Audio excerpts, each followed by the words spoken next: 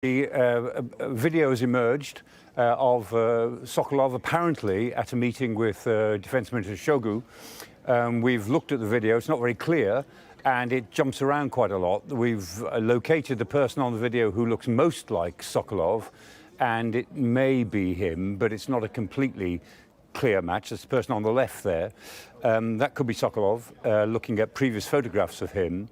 On the other hand, there's still no proof that this video is really current.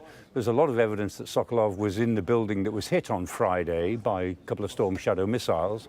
So it is possible that Sokolov lives, but I think the Russians would have to produce more convincing evidence than this if they want to be taken seriously on this particular issue. And it's odd that producing a rather vague video and saying he's here somewhere and leaving it to news organisations like us to try to work out who it might be is less than clear in the message they were trying to send.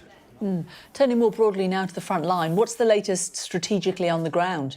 Well, on the ground, things are really very interesting.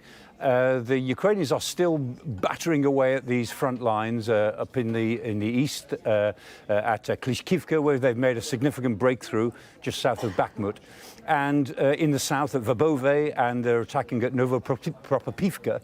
And what's interesting is that the Russians have clearly moved quite a lot of units from the northeast down to the south to actually strengthen the area around Tokmak, south of Kyiv, where the real battle is now going on.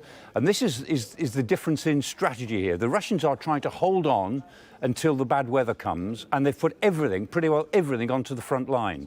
The Ukrainians have now, as it were, worked their way through that front line. They think that they are through the worst of the, or the biggest of the defences, and that they can now, as it were, get back in their vehicles and really start to motor. We'll see. But on the other hand, they've only got about a month to do it in. And so whereas on the 4th of June, when this offensive started, we said this is a now or never moment, and they've spent the last almost 2 months, as we're battering away through these incredible defences. They've now gone from the now or never moment to the make or break moment. If they can't break through now in the month or 6 weeks that's left to them, then the offensive will be judged a failure, whatever happens during the rest of the winter. And meanwhile, drone strikes in Odessa on the border with Romania.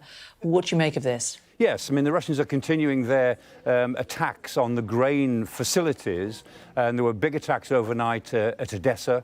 Again, this is a nightly thing. And also, in this case, they attacked the Danube Basin, which is the area which demarcates Ukraine from Romania. And they attacked or hit the ferry crossing, which actually affects both countries. Whether that was an intentional hit or not, I'm really not sure. But they're going for the ports of Izmail and Reni down there, which are the two big grain ports. The Ukrainians have got about half of their grain out through the Danube, about 45 million tons. In the last 12 months. So it's really become very important to them, and the Russians are now attacking it. But in attacking the Danube Basin, they're very, very close to Romania, which is just the other side of the river, and that, of course, is a NATO country.